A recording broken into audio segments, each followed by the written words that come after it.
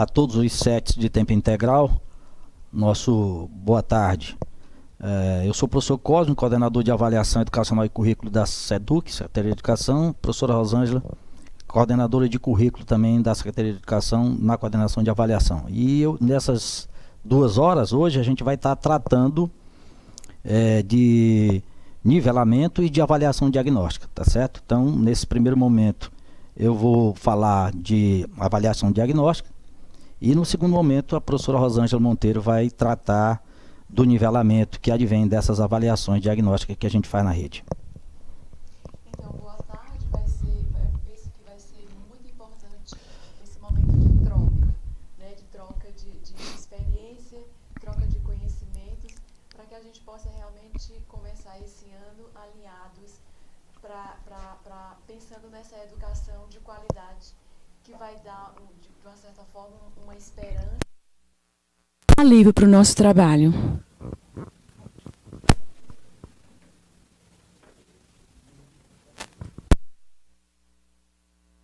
Vamos dar início ao nosso trabalho.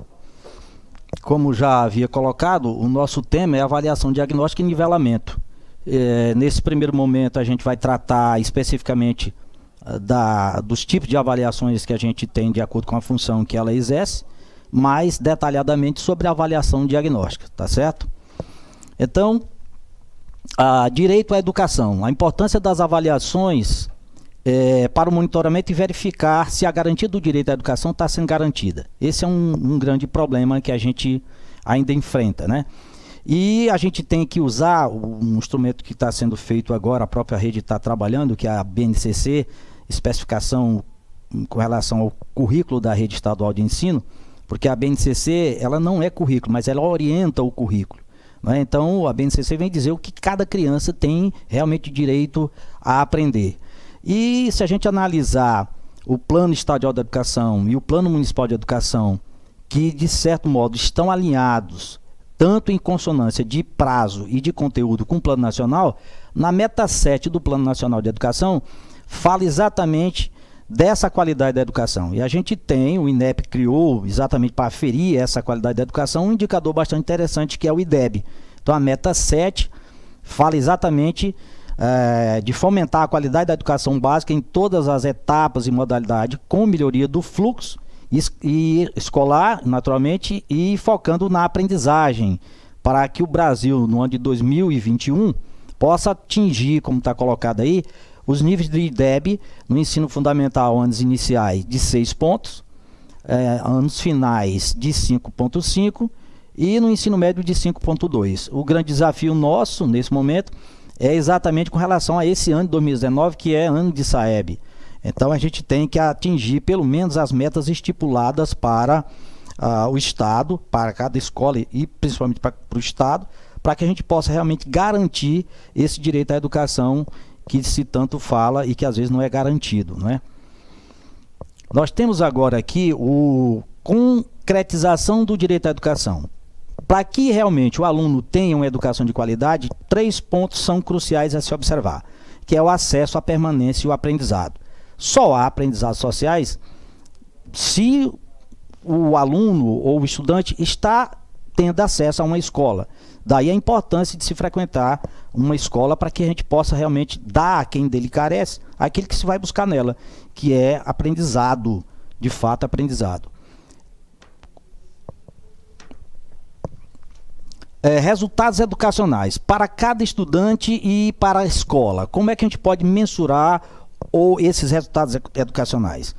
Para cada estudante é o que se chama, o próprio Chico Soares trata disso, que é o APA, acesso, permanência e aprendizado.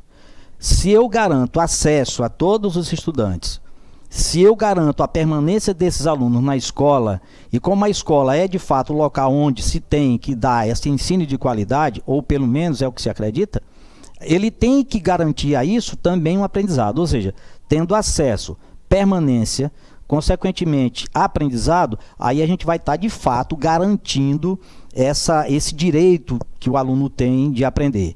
E naturalmente para cada escola condições adequadas para o seu funcionamento. Sem as condições necessárias para o seu funcionamento, fica muito difícil você garantir esse acesso, essa permanência e, naturalmente, esse aprendizado. Naturalmente que o acesso à permanência dele vai dar condição para que ele tenha aprendizado, se realmente as escolas têm condições verdadeiras de ensinar. O que é avaliar? Aí vem a seguinte pergunta: o que é, de fato, avaliar? A gente imagina o seguinte: quando se fala em avaliação, a imagem surge automaticamente na mente do professor. Provas para elaborar e corrigir, notas, reprovação, aprovação. Esses são os pontos que se vêm à cabeça quando se imagina em avaliação. A avaliação está tão enraizada na rotina que se torna um processo automático. Cada ano se repete, às vezes, da mesma forma. Mas qual a definição de avaliação educacional? Qual o grau de precisão das provas que nossos professores elaboram? O que significa tirar 6 em uma prova? Ora, esses e outros questionamentos devem ser objeto de reflexão por aqueles que têm como missão avaliar o desempenho dos estudantes. Naturalmente, cabe a quem fazer isso? O professor, que é de fato quem contribui em sala de aula para que realmente o aluno aprenda. Cabe a ele fazer esse trabalho de ensinar. Ou, como se diz, às vezes o professor diz que ensina, mas se não há aprendizado, a gente imagina que não houve ensino. Só há ensino se há aprendizado. Se não houve aprendizado, naturalmente não houve ensino. Naturalizar a avaliação educacional é torná-la como uma medida exata e objetiva, que reflete o conhecimento tal qual o aluno detém, o que pode conduzir a enganos e até mesmo a injustiças. Esse é um ponto interessante que a gente tem que analisar. Definições de avaliação. Ora, a literatura, ela não é unânime em dar uma definição específica para a avaliação, mas nós podemos colocar da seguinte forma, que há 2 grandes conjuntos que se englobam essas avaliações. Avaliações que geram intervenções, como é o caso dos que não geram intervenções, que é o caso dos exames, e as avaliações que geram intervenções. Especificamente, que a gente está tratando aqui é o caso da avaliação diagnóstica. De acordo com o resultado que se observa nessas avaliações, esse resultado impõe uma intervenção pedagógica. E aqui a gente vai tratar rapidamente de 3 tipos de avaliação de acordo com a função que elas exercem, que é a avaliação diagnóstica, formativa e somativa. Não é possível e nem é desejável que o professor avalie tudo que ele ensina, mas aquilo que ele julga mais importante ou mais apropriado para o instrumento que ele está utilizando. A avaliação não é um produto, mas um processo educativo complexo, que não se reduz à nota. A avaliação que a gente vai tratar aqui, propriamente dita, a avaliação diagnóstica, ela é um tipo de avaliação que não está especificando uma nota, mas muito mais um conceito, um parecer que você vai dar de acordo com a realidade encontrada quando esse instrumento é aplicado. A avaliação está relacionada a seus objetivos, já que avaliar é obter evidências do atingimento desses objetivos. Sua interpretação conduz a um resultado, seja uma nota, um conceito ou um parecer. A gente na rede, nós trabalhamos com avaliação formativa, processual formativa, que a gente tem na rede 2 instrumentos que a gente utiliza para isso, que é a avaliação qualitativa e a avaliação multidisciplinar, interdisciplinar, que são avaliações formativas, acontece durante todo o processo. Isso no primeiro, no segundo, no terceiro e no 4º bimestre. E nós temos normalmente as avaliações diagnósticas, que acontecem normalmente no começo do ano letivo, ou como no caso do tempo integral, elas acontecem em 2 momentos, na entrada, no início do ano, e no segundo semestre, no início do segundo semestre também se faz uma avaliação diagnóstica para ver se de fato aqueles objetivos de aprendizagem colocados no primeiro semestre, se de fato o aluno absorveu aqueles aprendizados. Se não, aí a gente vai fazer o que a gente chama de nivelamento, quer dizer, tentar nivelar essa situação. A partir desses resultados, providências devem ser tomadas de acordo com a função do tipo de avaliação utilizada.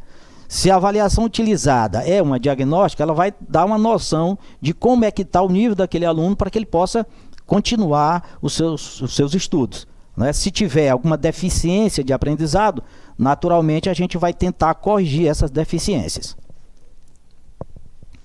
A avaliação, quando se fala de avaliação, são vários os pensadores que trabalham nessa linha, estudiosos que trabalham nessa linha. Eu resolvi escolher 2 deles especificamente porque, a gente trabalha, o INEP utiliza a teoria dele para elaborar seus itens, que é o Bloom. E o outro é o Scriven, que aí a gente está colocando. Para o Scriven, a avaliação desempenha vários papéis, embora com um único objetivo. Qual é esse objetivo? Determinar o valor ou método que se está avaliando. Concebe a avaliação um levantamento sistemático e informações para posterior análise. O valor desse fenômeno vai ser analisado através de estatísticas educativas que você utiliza, para que se possa dar uma resposta à avaliação realizada. Essa avaliação, no caso do Scriven, foi o primeiro a trabalhar com o termo de avaliação diagnóstica.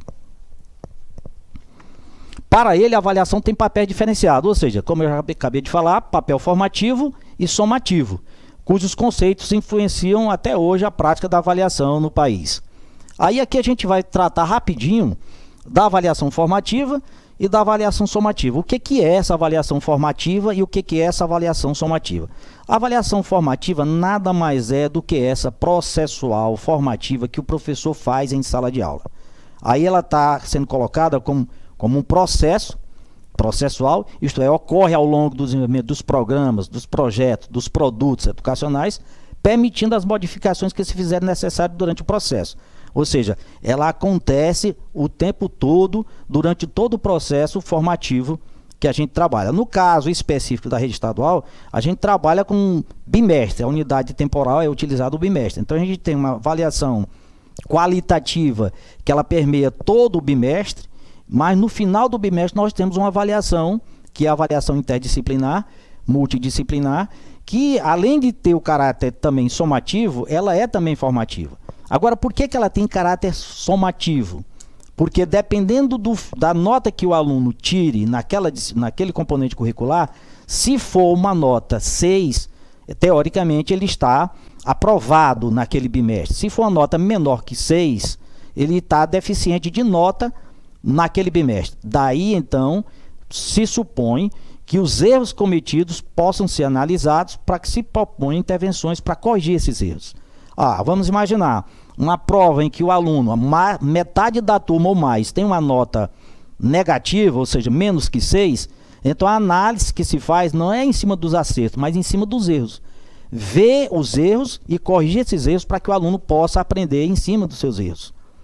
A avaliação somativa é aquela que é realizada no final de um programa, de uma atividade ou de um bimestre, porque ela vai ter, possibilitando a orientação necessária para a tomada de decisões. Ou seja, se a nota for menor que 6, no caso da nossa rede estadual, aí há que se ter uma intervenção para corrigir essa distorção, para que no próximo bimestre o aluno não cometa os erros que cometeram no primeiro, para que possa sanar essa dificuldade. A diagnóstica, que é o que a gente vai tratar especificamente aqui hoje, como está colocado aqui, é no sentido de se partir dos conhecimentos prévios dos alunos. Ou seja, começou o ano letivo, ou o semestre, ou o bimestre, ou a unidade de ensino qualquer, é importante que se faça uma prova, uma avaliação, não no sentido de dar nota, mas no sentido de partir do conhecimento que o aluno tem e verificar se esses conhecimentos têm pré-requisitos ou são pré-requisitos fundamentais para que ele dê continuidade aos seus estudos. Notando que esse conhecimento é deficitário, aí se faz as intervenções pedagógicas necessárias. No caso, é o que a gente chama de nivelamento, quando essa avaliação diagnóstica é feita no início do período letivo. Acesso ao plano foi ruim porque faltou. Funções da avaliação. A avaliação diagnóstica permite detectar a existência ou não de pré-requisitos, está aqui colocado. Existência ou não de pré-requisitos. Ora, se a minha avaliação diagnóstica detecta que os alunos têm pré-requisitos e esses pré-requisitos é em nível avançado, naturalmente que todo professor que tem um resultado desse na mão, ele vai ter que trabalhar as suas aulas num nível de aprofundamento bem maior do que o normal. Se o pré-requisito é negativo, ou seja, A avaliação detecta que os alunos têm um rendimento abaixo do esperado para aquela série que ele se encontra, é necessário que o professor trabalhe essas deficiências. Aí o trabalho do professor, eu digo até, que é mais difícil. Porque se ele não o fizer, vai acontecer o que a gente chama de exclusão intra-escola. Ou seja, você entra numa sala de aula, verifica que mais da metade dos seus alunos tem um nível abaixo do esperado, e você não olha para esses alunos e olha para aquela outra porção de alunos que estão no nível mais ou menos adequado e indo para o avançado. E você trabalha todo o conteúdo e todo o bimestre ou o ano inteiro em cima dessa porção pequena de alunos que realmente sabe alguma coisa. E aquela grande maioria que de fato não domina as habilidades que era para dominar naquela etapa de ensino, ou naquela série, ou naquele ano, você acaba excluindo do processo. Infelizmente, isso ainda acontece. A formativa, como foi dito, o objetivo da função dela é fornecer o quê? Informações que orientarão o professor, preste bem atenção, para a busca de melhoria do desempenho dos estudantes durante todo o processo. Então aqui tem duas coisas interessantes que a gente tem que observar. Primeira delas, professor busca melhoria do desempenho. Melhorar desempenho é o aluno sair bem numa nota. Isso quando você analisa através da TCT, que é o que o professor olha. Se ele tem 10 questões numa prova, o aluno acertou 10, ele tem alto desempenho. Mas não significa dizer que ele seja proficiente naquilo que esteja fazendo. Quando você olha através da TRI, você esquece desempenho e passa a ter como objetivo os padrões de desempenho. Passa a analisar a proficiência. Quanto mais proficiente for aquele aluno, maior é a probabilidade dele acertar as questões colocadas na prova. Então você já parte de um outro raciocínio. Então você não vai ver quantidade de acertos, mas a qualidade dos acertos que o aluno faz na prova. A somativa implica no fornecimento de informações a respeito do valor final, do desempenho do aluno. Esse valor final vai dar ao professor aquela possibilidade de aprová-lo ou reprová-lo. Na realidade, não é o professor que aprova ou reprova, é a conduta do aluno durante o ano inteiro, a performance dele nas avaliações é que vai determinar se o resultado dele é aprovativo ou reprovativo. Aí agora a gente vai falar de um outro pensador, de um estudioso na área que o INEP utilizou e utiliza no sistema, as suas ideias para, de certo modo, calibrar os itens do SAEB através da teoria do Bloom. O que o Bloom pensa de avaliação? Para ele, a avaliação é quantitativa. Tal corrente valoriza o uso de instrumentos e tecnologias diversas para a mensuração do rendimento do aluno, com o propósito de alcançar objetivos comportamentais, bem como traduzir a quantificação do conhecimento adquirido que ainda predomina no pensamento educacional brasileiro até os dias de hoje. E isso vai desde a educação básica até o ensino superior. Aí aqui tem um ponto interessante a gente tratar, para a gente observar. Primeiro ele está dizendo o seguinte, mensurar o rendimento do aluno. Depois ele fala, quantificar o conhecimento adquirido. Ora, quantificar conhecimento é uma coisa complicada. Você usa de uma medida de proficiência ou de rendimento para traduzir essa quantificação do conhecimento adquirido. Ou seja, eu coloco um teste, esse teste, dependendo do rendimento do aluno perante esse teste vai me dar uma medida desse conhecimento que esse aluno tem. Tá certo? Dulce, avaliação, processo complexo, né? Nossa avaliação a cada 2 meses nas escolas é estabelecida com um número máximo de questões para cada área. Está perguntando. Né? Deixa eu entender direito. É aplicada a cada 2 meses nas escolas, é estabelecido um número máximo de questões para cada área. É uma pergunta, se é estabelecido um número máximo de questões. Ora, a gente colocou, aí eu vou responder olhando para o sistema de avaliação. Na nossa sistema de avaliação, por exemplo, você pega a área de ciências humanas. Se você pega geografia e história, lá está dizendo que você pode colocar 10 questões para cada uma desses componentes curriculares. 10 para geografia, 10 para história. Só que se o aluno tirar, por exemplo, acerta todas as questões de história e acerta só 8, ou vamos supor, acerta 6 de geografia, ele teria 16 pontos. Dividido por 2 dá 8. Então a média dessa área do conhecimento seria 8. Então uma acaba ajudando a outra. A mesma coisa acontece o processo inverso. Você pega ciências biológicas no ensino médio, ciências. Aí você tem biologia, física e química. Na sistemática de avaliação agora passaram a ser 21 questões, 7 para cada uma dessas áreas do conhecimento. Essas questões, a gente coloca um número de 7 para facilitar o trabalho do professor, já que a área toda passa a ter 21 questões, quer dizer, ciências da natureza teriam 21 questões. Infelizmente, a nossa prova ainda não é interdisciplinar, ela é multidisciplinar. São 7 questões de física, 7 de biologia, 7 de química.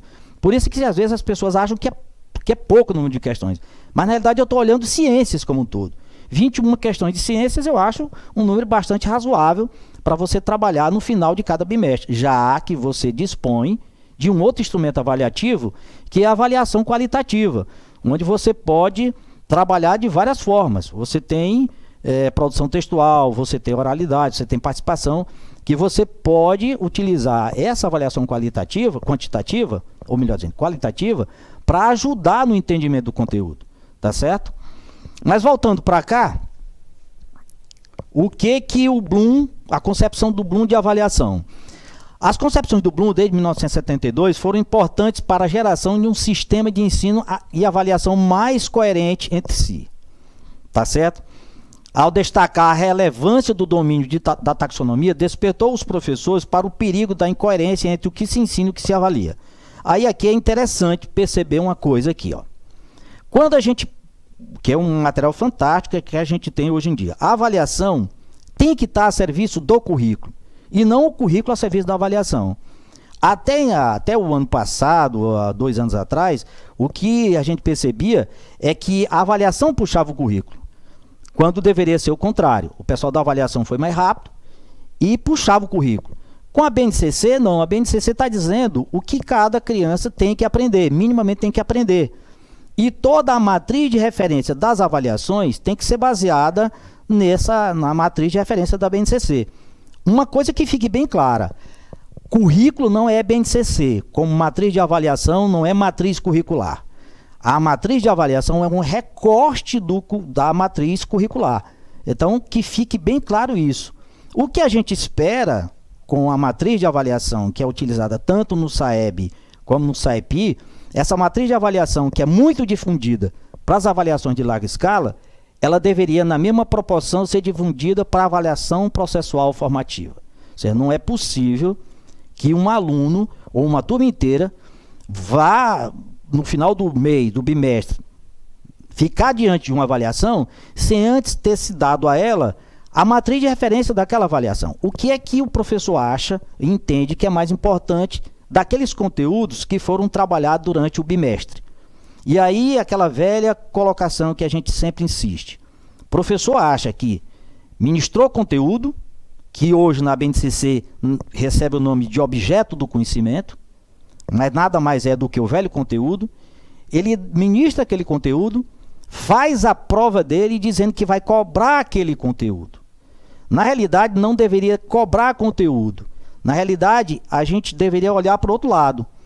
Porque quando você observa a matriz de referência de avaliação, você tem o objeto do conhecimento, que é o conteúdo, em linhas gerais é o conteúdo, mas você tem que olhar as estruturas cognitivas do sujeito que vai fazer a prova, do aluno que está submetido àquela situação.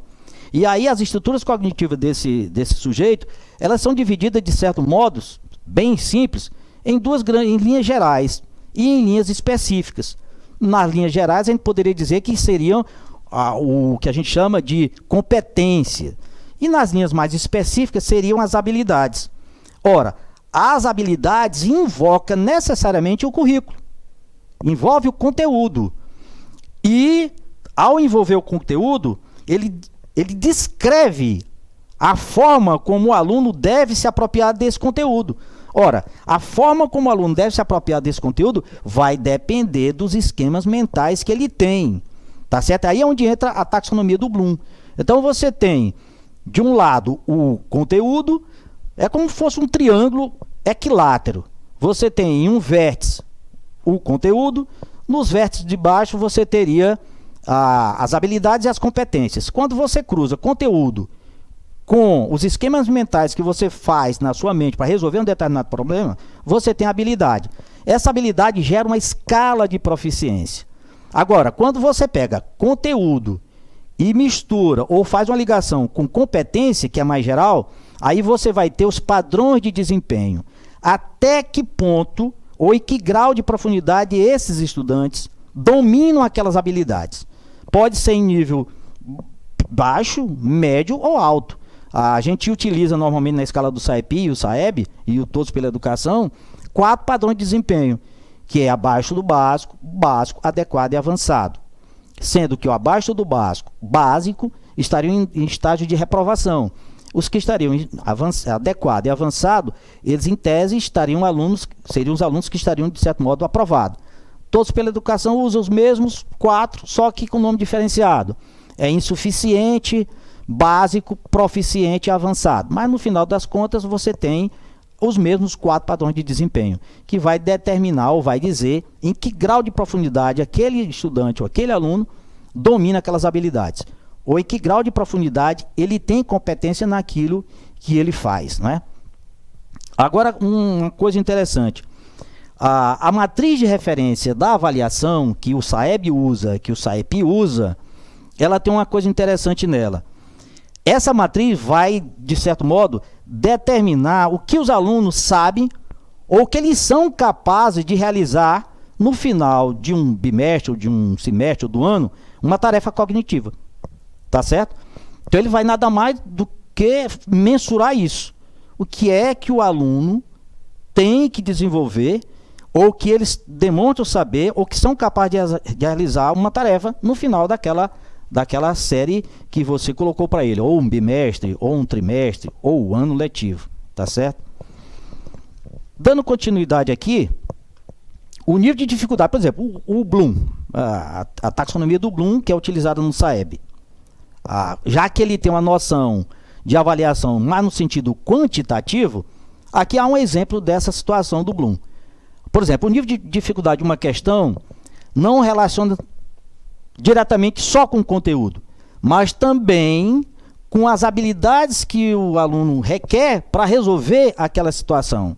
Ou seja, de que forma o aluno ou o sujeito vai se apropriar daquele conteúdo. Tá certo? E isso é através das habilidades que ele tem. Para determinar o nível de dificuldade de uma questão ou um item, podemos recorrer à taxonomia do Bloom. Aqui nós temos colocado a situação mais ou menos que o SAEB utiliza. Por exemplo, o Bloom dividiu as classes objetivas ou os níveis cognitivos dos alunos em 6 partes cruciais, que é lembrar, entender, aplicar e analisar, avaliar e criar.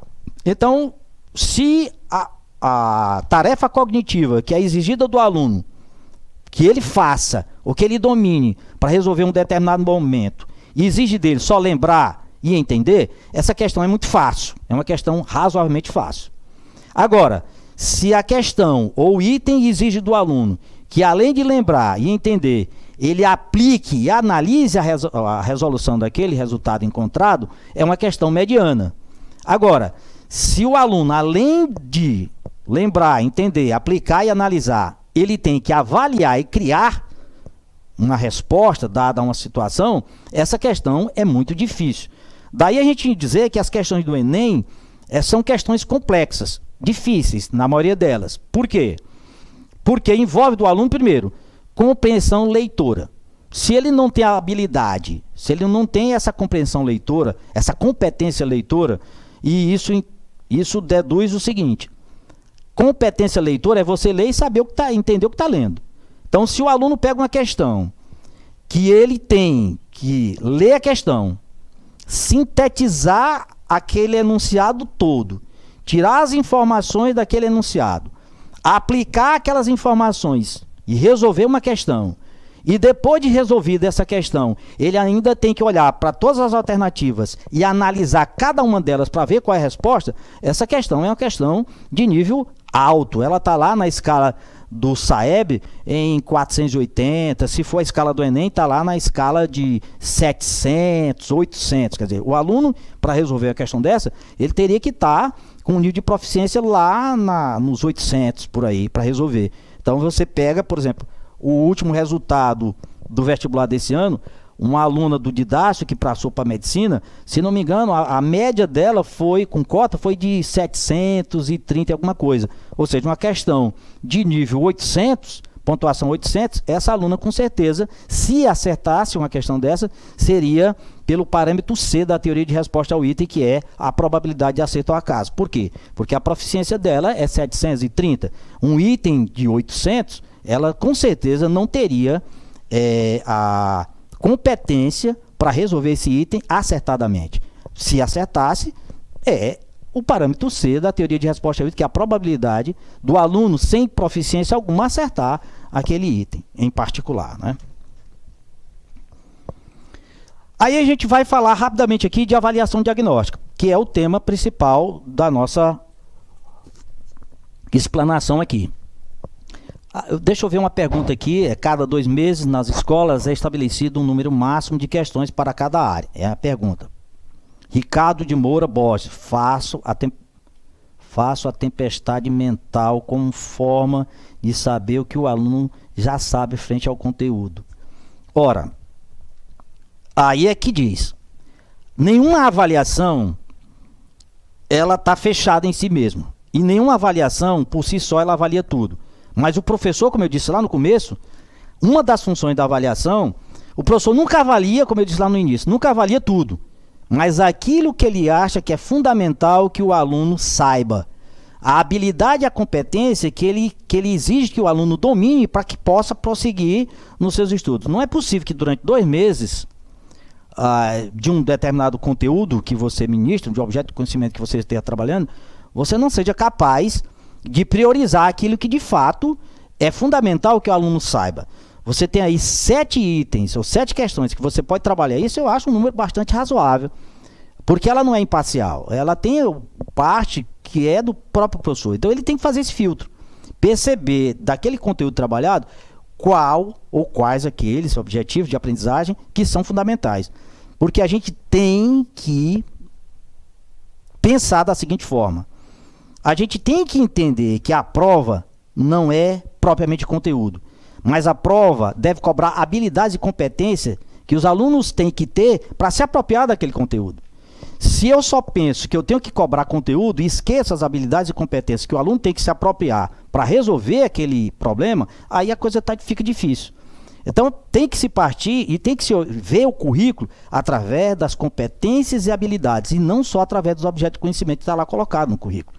Eu sei que é complicado, eu sei que é difícil, eu sei que nós, professores, nós não somos habituados a trabalhar dessa forma, de ver o currículo através das competências e habilidades, e entender que, embora a gente esteja ministrando conteúdo em sala de aula, mas a gente tem que imaginar que estruturas mentais o aluno tem que ter, que habilidades e competências o aluno tem que se apropriar para que ele possa dominar aquele conteúdo. Isso é difícil, mas a gente vai chegar lá.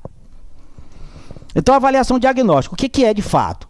É um conceito de avaliação diagnóstica, não recebe uma definição uniforme de todos os especialistas. Se você for dar uma olhada na literatura, muitos vão dar definições diferenciadas, ou conceitos, porque a definição é mais precisa, mas um conceito, né?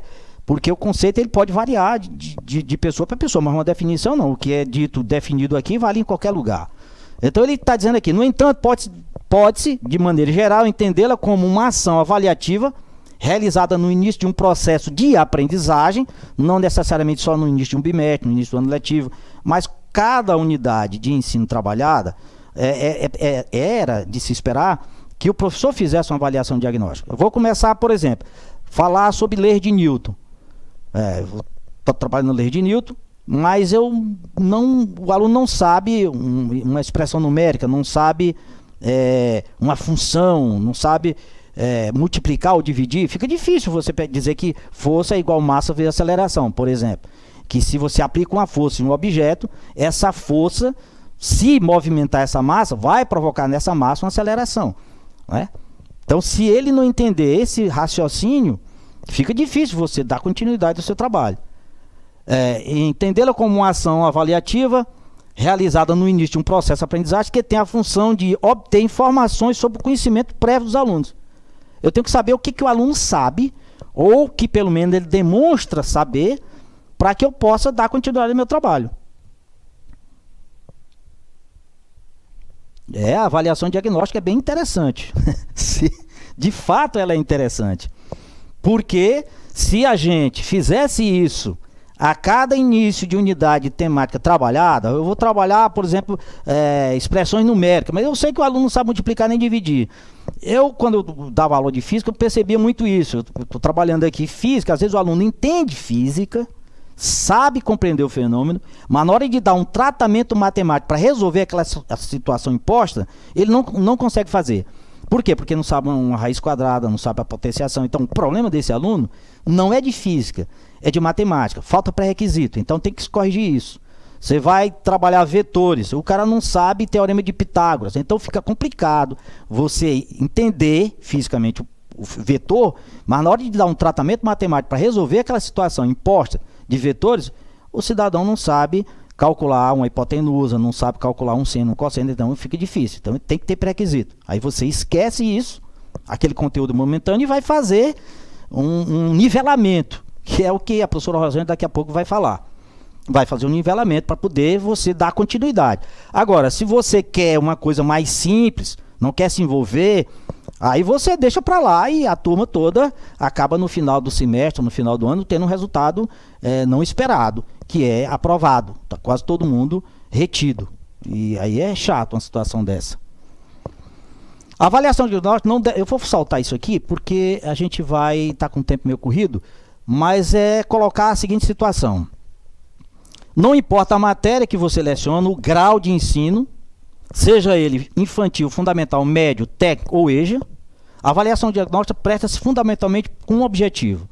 Qual é? Diagnosticar, verificar e levantar os pontos fracos e fortes dos alunos. Se na minha avaliação diagnóstica eu verifico que só existem pontos fortes, eu sei que as aulas que eu vou preparar daqui para frente tem que estar num nível bem elevado. Mas se eu sei que os pontos detectados são quase todos eles de fragilidade muito grande, de pré-requisito desses alunos, então para eu continuar com a minha proposta de ensino, eu vou ter que necessariamente fazer um nivelamento. Ou então eu vou fingir que ensino e os alunos vão fingir que aprendem e passo o ano todo a gente tocando o barco para frente, sabendo que os resultados esperados não vão ser os satisfatórios. Por quê? Porque há déficit de aprendizagem e a gente não procurou, pelo menos, se não corrigir, mas amenizar os efeitos nocivos que essa falta de pré-requisito que os alunos demonstraram ter na avaliação diagnóstica vão interferir no processo daqui para frente. Quais são os objetivos da avaliação diagnóstica? Primeiro, identificar as características de aprendizagem dos alunos, a fim de escolher o tipo de trabalho mais adequado para que você possa sanar essa dificuldade. Depois,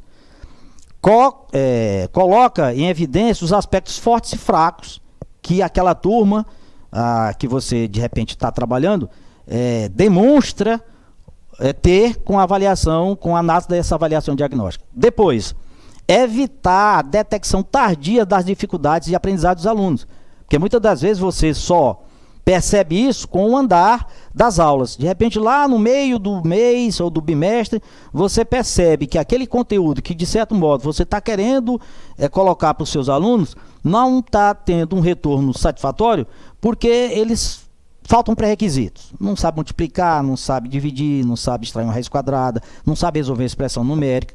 Aí você tem que parar o conteúdo programático que você tinha para fazer esse nivelamento. Então, já que se faz isso no começo do ano letivo e no começo do segundo semestre, isso para o ensino médio, as escolas de tempo integral, então você já evita essa detecção tardia dessas dificuldades encontradas.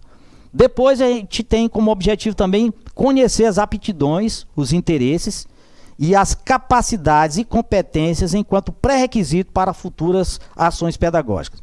Eu lembro bem quando a gente fazia federal, eu e o professor Carlos Alberto, nós estudamos juntos, fazendo física na federal, a gente via que para fazer cálculo 1 ou cálculo 2, você tinha que fazer o cálculo 3. Para fazer cálculo 2, o 3 tinha que ter o 2. Para fazer o cálculo 2, tinha que ter feito 1. Se você perdia um desses cálculos, você teria aí 6 meses de atraso. Então aqui, eu estou vendo aqui a Ana Estevam. Muito importante a avaliação diagnóstica. Muito obrigado, Ana. Um outro ponto interessante. Quais as características dessa avaliação?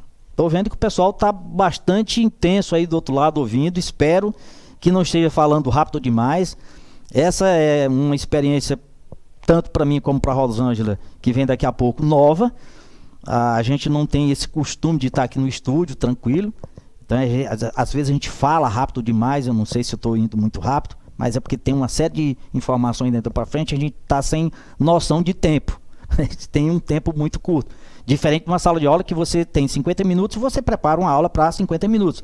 A aula tem começo, meio e fim.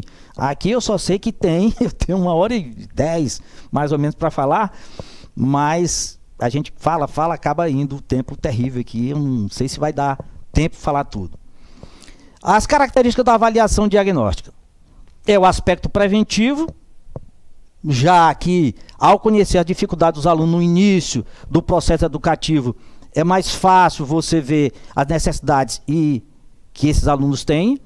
E a outra característica é determinar as causas das dificuldades de aprendizagem. Ou seja, entender por que os alunos não estão aprendendo aquilo. Por que aquela habilidade, aquela competência, o aluno não está adquirindo. O que é que está causando ele não aprender aquele conteúdo que foi colocado, aquele objeto de conhecimento?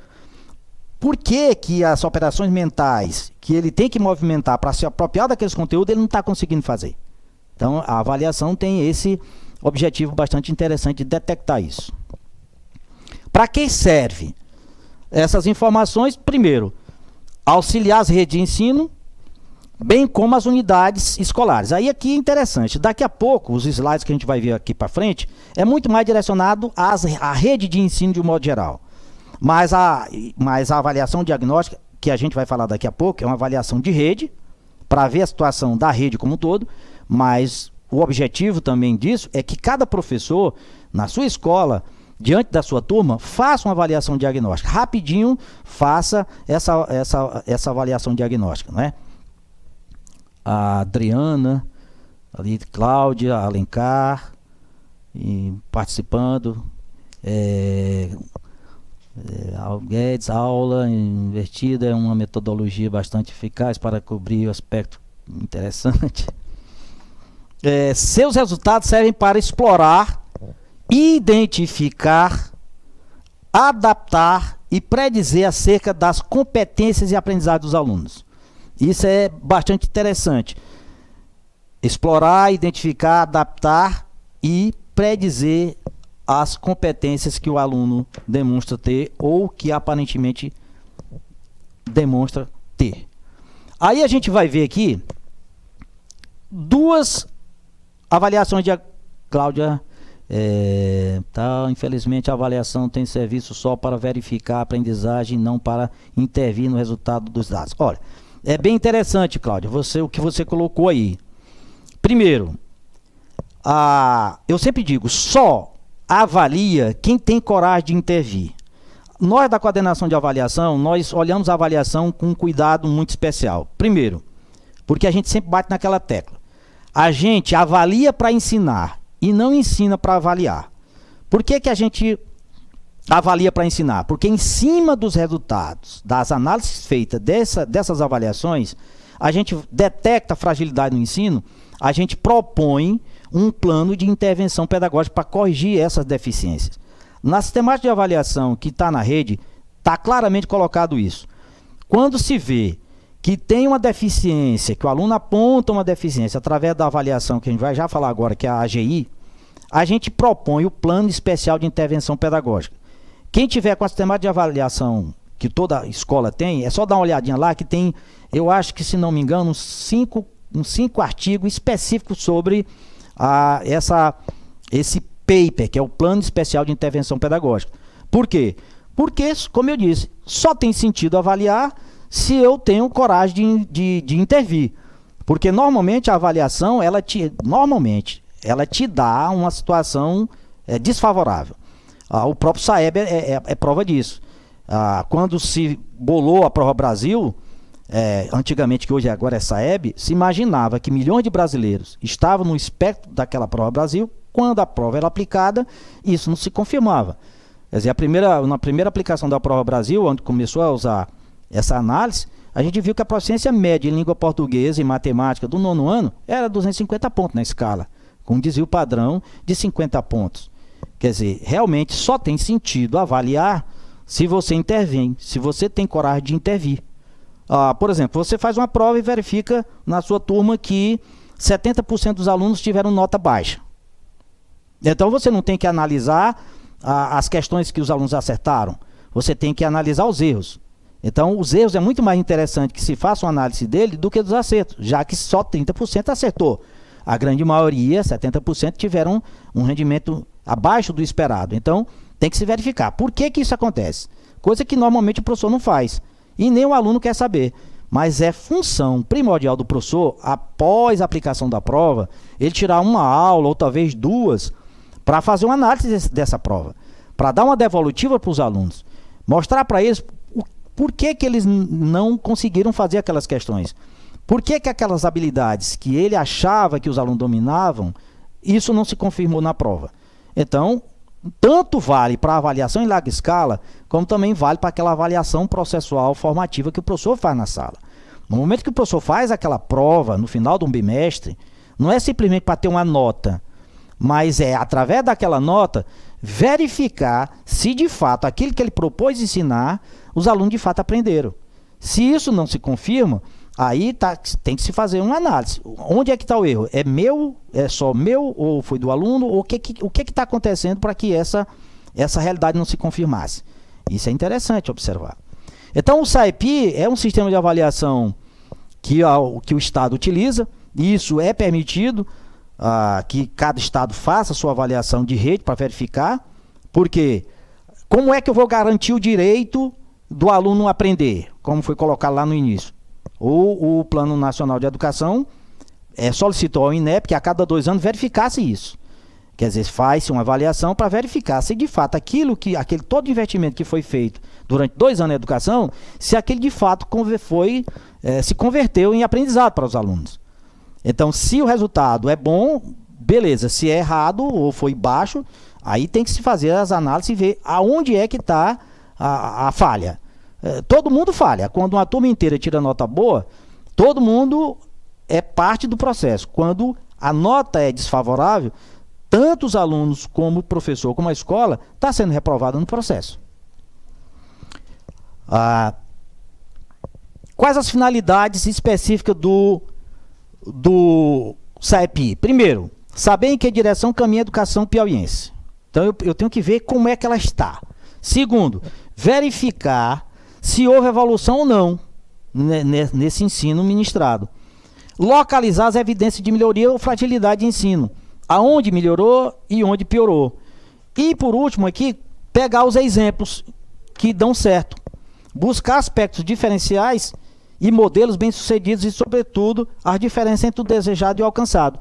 Então, nós temos aqui no Piauí vários, como se diz, um monte de Sobrais aqui dentro. Só se falava no Nordeste de Sobral. Sobral é referência em educação, etc, etc.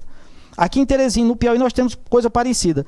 Nós temos 38 escolas que são, de fato, de ponta, que seriam os modelos a ser seguidos. Nós teríamos aí 38 escolas. Eu poderia citar 2 delas aqui. Deixa eu ver aqui, eu pulei aqui. Eu poderia citar algumas delas, por exemplo, Cocal dos Alves, Patronato de Campo Maior e de Piracuruca. A gente poderia citar o Simval de Castro, aqui em Teresina, o Didácio, tantas outras escolas que têm um resultado favorável. Quer dizer, o trabalho pedagógico que está sendo feito nessas escolas tem surtido efeito. Aí aqui não cabe dizer se é gestão, se é a permanência dos professores na escola, se é a complexidade da gestão que está interferindo positivamente, se é a quantidade de professores com graduação que estão nessas escolas. Aí a gente não vai entrar nesse mérito agora. Mas, por exemplo, o que é esperado dos nossos alunos quando se faz o SAEP ou quando se faz uma avaliação processual formativa, como é a interdisciplinar que acontece a cada 2 meses nas escolas nossas? É que os alunos tenham um nível adequado de aprendizado. Quer dizer, não é só que o aluno aprenda, mas esse aprendizado tem que ser em nível pelo menos adequado. Nessa escala utilizada do SAEB, que é de 0 a 500, para o 6º ano nós teremos uma nota 200 em língua portuguesa como dita adequada. E em matemática, 225 como dita adequada. Como a gente está trabalhando com o ensino médio, a gente pegaria aqui, vocês observam que tanto o 1º, o 2º e o 3º ano, a média do adequado é praticamente a mesma. Língua portuguesa 200, começa em 275 e matemática começa em 300. Então, para que o aluno esteja no nível adequado de aprendizado, nessa avaliação, ele tem que estar com essa nota aqui de 275 ou 300 em matemática. Tá bom. Olha. Vamos ver aqui uma análise rapidinho. Nessa tabela aqui, nós temos o 9º ano. Eu vou pular, já que a gente está trabalhando com o ensino médio, eu vou pegar bem aqui o 3º ano. Ó, 3º ano do ensino médio. No 3º ano do ensino médio, aqui nós temos uma série histórica do SAEP. Só não está o resultado de 2018 porque a gente não recebeu ainda. Mas analisando isso aqui, a gente tem algumas observações a pontuar. Primeiro, a gente tem a proficiência média, a gente tem o padrão de desempenho, a gente tem o número de estudantes previstos para fazer a prova, a gente tem os estudantes avaliados e a gente tem o percentual de participação. Primeiro, vamos começar por baixo. Participação. O SAEB deixa claro o seguinte, e isso é estatística. Estatisticamente, um resultado só representa a realidade daquela escola, ou daquele estado, ou daquele município, ou da União, se tem pelo menos 80% de participação. Qualquer participação menor que 80%, o INEP não utiliza como fator característico para dizer que aquela realidade apontada por aquela avaliação representa de fato aquela escola, ou aquele município, ou aquele estado, ou de fato a União. Por isso é que no ano de 2017, muitas escolas não tiveram seu IDEB apontado. Por quê? Porque tiveram uma participação menor que 80%. Aqui observando, o padrão de desempenho esperado que os alunos tenham é o adequado. Esse padrão de desempenho adequado começa em 275 e vai até 325. Isso em língua portuguesa. Se a gente observar a média de proficiência aqui, como está colocada, nós temos 2015, 239, 2016, 240 e 2017, 241. Ou seja, um incremento muito, mas muito pequeno na proficiência média desses alunos. Ou seja, quase nada melhorou de 2015 para 2017. Conseguiram continuar no básico, como está aqui colocado. Então, todos os alunos que fizeram o 3º ano do ensino médio, nessa época, estavam no nível básico. Agora, veja o seguinte. Quando você pega aqui matemática do ensino médio, aí a situação fica um pouco pior. Nós estamos aqui abaixo do básico. Ou seja, 2015... 242, proficiência média, 2016, 244, uma evolução pequena, e em 2017 caiu 243. Ou seja, muito pouco de evolução em proficiência. Ainda estamos no abaixo do básico. E olha a quantidade de alunos que fizeram. Veja que só 72% em 2015, 78% em 2016 e só em 2017 nós tivemos o patamar de 80%. Ou seja, esses resultados de 72%, 78%, de fato a gente não pode dizer que é a realidade total do Estado nessa situação, visto que estatisticamente teria que ter pelo menos 80% de participação. Deixa eu ver aqui.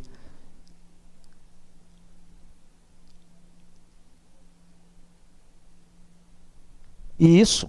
A avaliação diagnóstica, como está colocando aí o Adriano, o objetivo dele é exatamente esse. É você detectar essas dificuldades e propor uma correção disso. ver onde é que você pode corrigir essas dificuldades, localizar essas dificuldades e resolver o problema através do nivelamento, que a Rosângela vai falar daqui a pouco.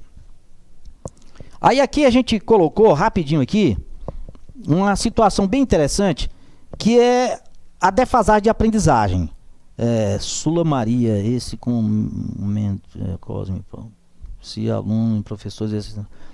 Muito bem, Sula, muito obrigado. Aqui nós tivemos uma observaçãozinha rápida para calcular como é que você faz como é que você mensura estatisticamente a defasagem de aprendizagem dos alunos. Aqui é interessante observar o seguinte: normalmente, e é comum a gente ver isso, o professor dizer assim, ó, estou com a turma de terceiro ano, mas os alunos, cara, não sabem o que um aluno de nono ano não sabe.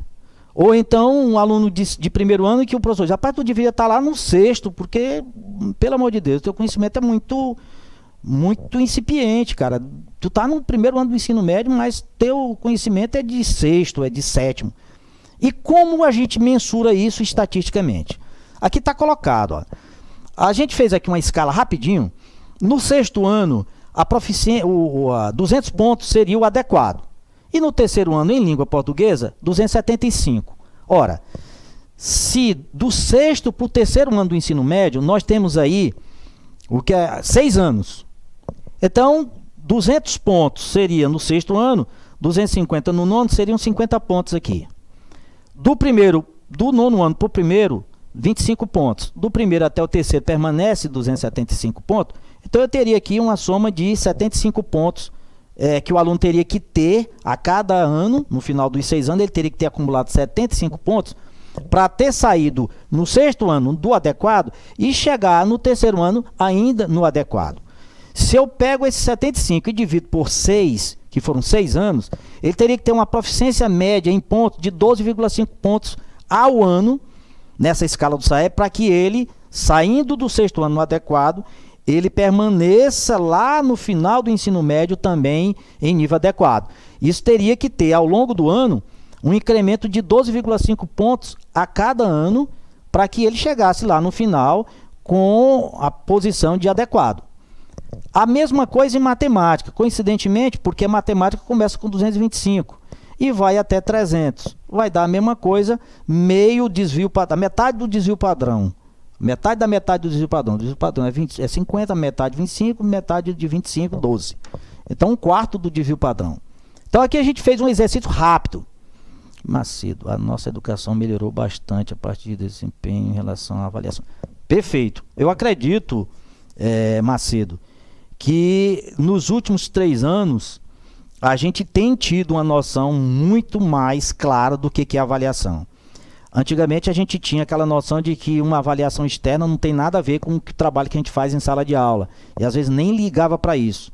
E a gente, a partir desses últimos 3 anos, a gente vem notando que os nossos professores têm percebido a importância de se imaginar que uma avaliação externa, ela é de desempenho no final do ano, ou a cada 2 anos, como é o caso do SAEB, e a avaliação interna, que é a processual, ela é de aprendizado, e que as duas têm que ter casada. Não é possível que uma avaliação externa venha e avalie aquilo que de fato não foi ministrado durante o ano inteiro por aquele professor, por aquela escola. Então há que se casar a avaliação interna, os objetivos da avaliação externa de desempenho com a avaliação interna da aprendizagem que o professor faz. No momento em que o professor entende isso, que aquelas habilidades trabalhadas no dia a dia na escola e que ele cobra a cada 2 meses na prova dele, essas mesmas habilidades e competências vão ser alvo de cobrança do SAEB no final de cada 2 anos. Aí, nos anos ímpares você vai ter uma avaliação que vai cobrar não propriamente esses conteúdos, mas as habilidades e competências que os alunos tiveram que desenvolver para se apropriar daqueles conteúdos e fazer uso daqueles conteúdos. Aqui nós vamos ver um exemplo aqui de como calcular a defasagem. Eu peguei aquelas tabelas que eu passei rapidinho aqui. A gente pode observar o seguinte. A gente colocou no 7º ano, no 8º, 9º ano, o nível adequado é 275 pontos. O Estado chegou, eu não vou precisar qual foi, se foi em 2017 ou foi em 2016, a média nota do Estado seria 237 pontos, que foi o apontado lá pela avaliação. A defasagem é o quê? eu pegar o adequado, que seria 275, subtrair a nota que o Estado teve naquela prova, e eu encontrei aí 38 pontos. Se eu pegar 38 e dividir por 12,5, eu tenho 3,04, ou seja, 3 anos. Ou seja, os alunos estão com 3 anos de atraso nessa situação. Ou seja, os alunos do 9º ano, nessa situação aqui, eles têm uma proficiência de aluno do 6º ano. Quer dizer, é a realidade encontrada. Mas isso aqui, como foi a média do estado inteiro, às vezes a média não media muita coisa. A média tem uma parte que está acima, as escolas de ponta estão acima dessa média, e tem uma grande quantidade de escolas que estão muito abaixo dessa média. As escolas que têm um desempenho muito mais baixo, têm uma proficiência menor, elas puxam essa média para baixo. Aquelas 38 escolas que eu falei para vocês que têm uma proficiência lá em cima, elas tendem a puxar essa nota para cima. E equilibra aí, nesse meio termo de você ter apontado nessa avaliação do SAEP, uma defasagem de aprendizagem de 3 anos. Tá certo? Agora aqui a gente vai ver o seguinte, ó. O tempo está se estourando. A gente vai ver aqui o ensino médio matemática. Nós pegamos aqui um resultado de matemática do SAEP, nosso sistema de avaliação da educação básica do estado do Piauí, que avalia língua portuguesa e matemática. Nessa situação aqui, é importante a gente observar o seguinte. Vocês estão vendo aí um mapazinho do Piauí dizendo que a proficiência média da rede estadual do Piauí no 3º ano em matemática foi 243,3 pontos. Naquela escala do SAEP que vai de 0 a 500. Aí você tem 3 anos seguidos de avaliação, 2017, 2016 e 2015. Esse resultado que está aí colocado em percentuais, eu enfatizei 2017. Lá em cima você está vendo uma tabelazinha, uma escala monocromática de verde, onde tem do verde mais claro até o mais escuro, que coloca aí os padrões de desempenho, abaixo do básico, básico, adequado e avançado. Entendendo que a situação de aprovação seria o adequado e avançado. E a situação de reprovação seria o abaixo do básico e básico. Nessa situação apontada aí, nós tivemos a seguinte situação. 8,7% dos alunos no adequado, que corresponde a 2.362 alunos, e 2,1% dos alunos no avançado, que corresponde a 562 alunos. Ou seja, nós temos aí aproximadamente 2.900 alunos aprovados, num total que fizeram a prova de 26.735. Ou seja, 26.735 alunos fizeram a prova no 3º ano e apenas 2.900 dele foram aprovados nessa prova. Nós tivemos aí aproximadamente aí o quê? Mais de 21 mil alunos reprovados nessa prova. E uma situação mais drástica, 61,4% abaixo do básico, ou seja, com conhecimento de aluno lá do 7º ano, mais ou menos. Isso dá o quê? 16.415 alunos. É um número bastante expressivo. Quando você olha para cá, é que você vê também uma outra situação bastante curiosa. Aqui nós temos os padrões de desempenho, os 4 níveis dos padrões de desempenho aí colocados. Abaixo do básico, básico, adequado e avançado. Aqueles 61% que estava abaixo do básico, que sabe minimamente o que deveria saber dessa série, que a imposição pedagógica, a intervenção pedagógica que se impõe para esses alunos que estão abaixo do básico é recuperação imediata, porque eles estão na UTI, é recuperação imediata que tem que fazer. Desses 61,4%, apenas 23,4% estão próximo de ir para o básico, ou seja, estão entre 225 e 250 pontos naquela escala. E mais interessante, no básico você tem aí 27,8% do básico, que ainda estão reprovados em tese. Desses 27,8% que estão no básico, só 10% estão próximos de ir para o adequado. Qual é a intervenção pedagógica que se impõe para os alunos que estão no básico? É reforço. Como a imposição pedagógica para quem está abaixo do básico é recuperação imediata. Para quem está no básico, reforço. Se eu conseguir reforçar, fazer reforço com esses alunos, como aqui são 25 pontos de um nível para o outro, é muito mais fácil eu movimentar esses 10% que estão entre 275 e 300 e jogar para 300, 325, do que fazer o contrário. Então aqui eu tenho uma possibilidade de, com reforço, pegar 10% desses alunos e jogar para o adequado. E pegar esses 17% e jogar para esse nível aqui, que é de 275 a 300, que estaria muito mais próximo do que a gente chama que seria o adequado. No adequado, eu tenho 8,7% dos alunos. Nessa situação, eu tenho 5,6% muito mais próximo do básico e só 3% próximo de avançar para o estado mais evoluído, que seria o avançado. Então aqui eu só tenho 2,1% dos alunos no avançado, que corresponde agora há pouco, vocês viram, a 516 alunos. De fato, do terceiro ano do ensino médio, quem poderia se sair bem nas Olimpíadas Brasileiras de Matemática seriam só esses 2,1% dos alunos que estão no estado avançado. E aqueles que estão aqui no adequado, 8,1%. Ou seja, nós teríamos aproximadamente aí 11% dos alunos que poderiam estar realmente fazendo a Olimpíada, porque é desafio. Porque aqui é importante lembrar, nós temos 4 padrões de desempenho, abaixo do básico, básico, adequado e avançado. Para cada um deles, surge uma intervenção pedagógica que tem que ser feita pela escola. Qual é ela? Para quem está abaixo do básico, a gente colocou que é recuperação imediata. Aí sim, tem que fazer aquele plano especial de intervenção pedagógica para ele, porque é recuperação imediata. Quem está no básico é reforço. Reforçando esses alunos, eles vão consolidar as habilidades e competências já, de certo modo, absorvidas por eles.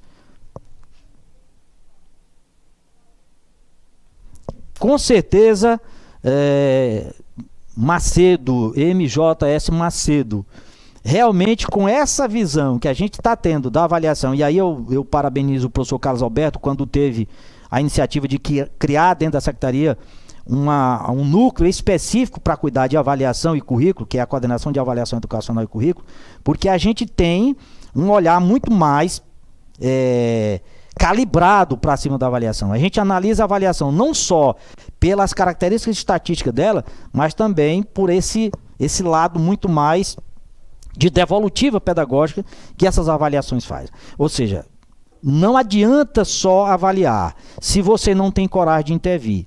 Para que você possa fazer intervenções pedagógicas, você tem que ter pessoas que consigam entender essas avaliações. Se você consegue entender essas avaliações, você é capaz de fazer as devolutivas pedagógicas que elas impõem. Então aqui colocando, só voltando rapidinho, abaixo do básico é recuperação imediata, básico é reforço, adequado é aprofundamento e no avançado são os desafios.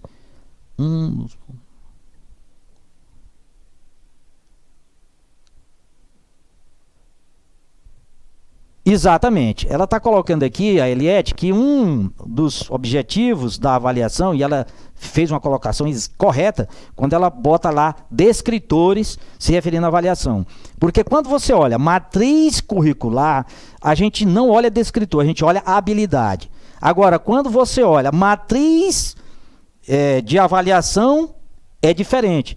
A matriz de avaliação, ela pega aquela habilidade que está lá no currículo e coloca e descreve essa habilidade, daí o nome descritor. Então, quando eu olho para a matriz de avaliação, eu vejo descritor. Quando eu olho matriz curricular, eu vejo habilidade.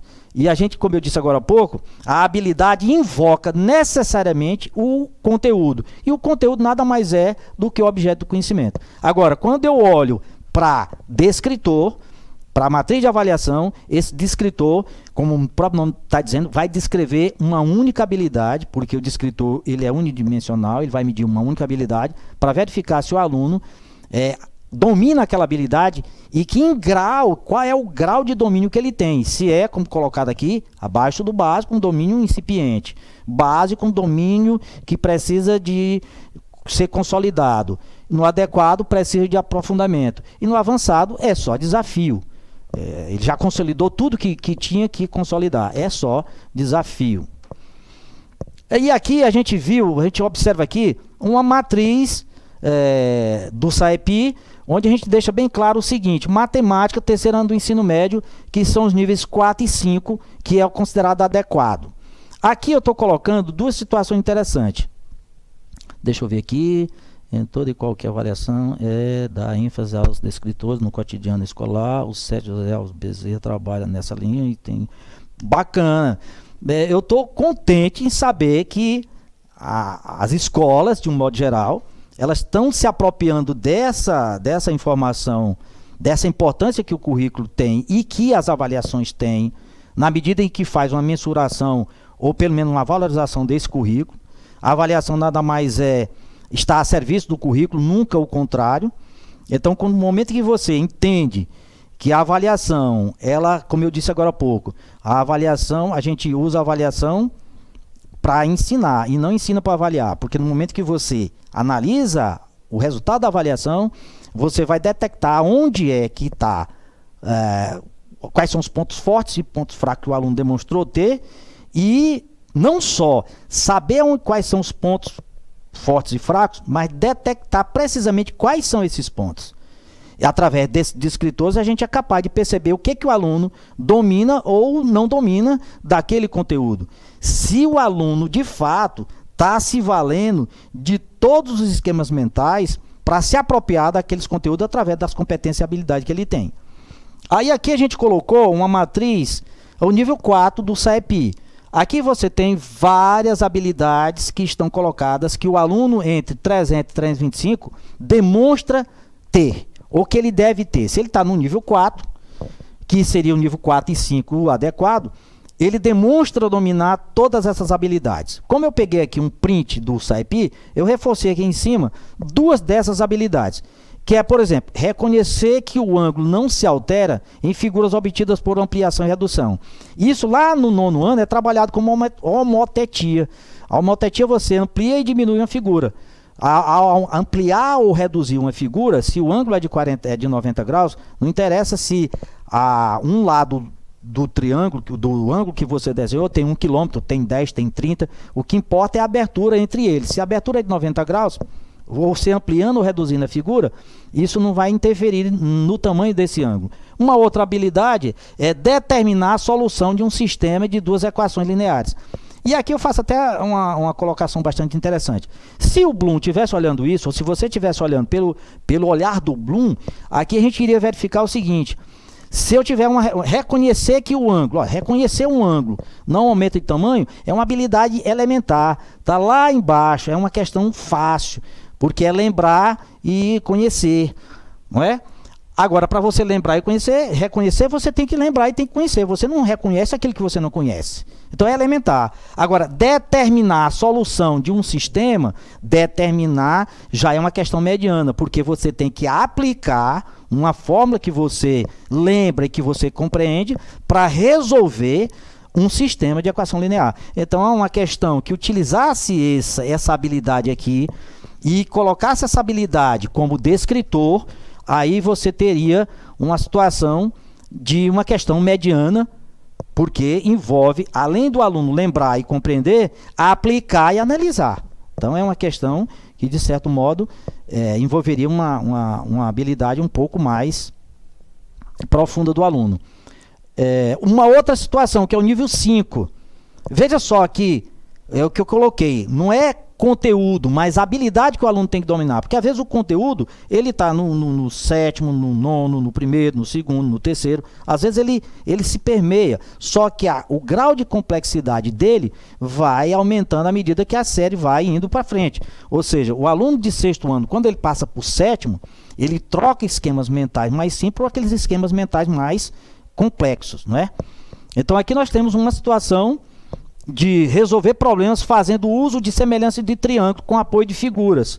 É uma questão de nível 5, tá? Entre 325 e 350 pontos.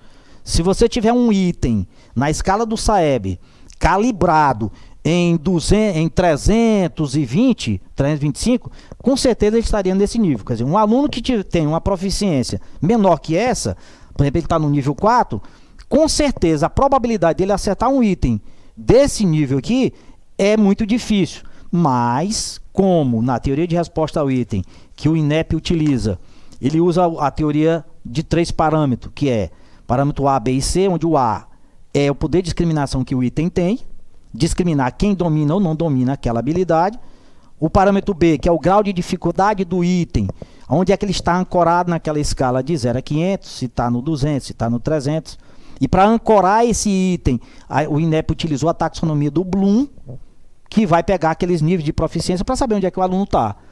Determinar o valor de uma expressão algébrica. Está vendo que antes era uma expressão numérica e agora eu tenho uma expressão algébrica. Quer dizer, determinar isso envolve um esquema cognitivo muito maior do que simplesmente lembrar e identificar uma expressão algébrica. Identificar é simples. Agora, aplicar o conhecimento e resolver uma expressão, isso já é um pouco mais complicado. Então, pessoal, praticamente a gente termina essa apresentação, porque o próximo slide que a gente tem é do 9º ano, e como a gente está aqui com foco no ensino médio, a gente para por aqui, nesses 5 minutos finais, que já me apontaram aqui que eu tenho só 5 minutos, primeiro eu quero pedir desculpa a todos vocês, porque eu me alonguei demais, ou se eu fui muito rápido nas minhas colocações. Quero deixar claro para vocês que a coordenação de avaliação está aberta a toda a rede estadual de ensino, e especificamente para o ensino médio, que a grande maioria dos alunos que nós temos é de ensino médio. A gente vai estar lá sempre à disposição para ajudar no que for possível, análise de resultado, estatística de avaliação. A gente vai estar lá sempre com esse olhar e com essa atenção especial para todos vocês. Então eu queria agradecer a paciência de vocês e espero que tenha contribuído com essa fala sobre avaliação diagnóstica e análise desses dados estatísticos da nossa avaliação, para que a gente possa, a partir desse ano de 2019, dar continuidade ao nosso trabalho de maneira mais assertiva e com um olhar mais carinhoso para a avaliação, entendendo que ela é realmente um instrumento fundamental para a gente mensurar em que proporção e medida esses nossos alunos estão aprendendo e o direito de aprendizagem esteja sendo garantido a todos eles pela rede estadual do ensino. Então, muito obrigado e até a próxima. Como é que falei demais? Foi bom? Sim, não, tá aqui, Rosângela.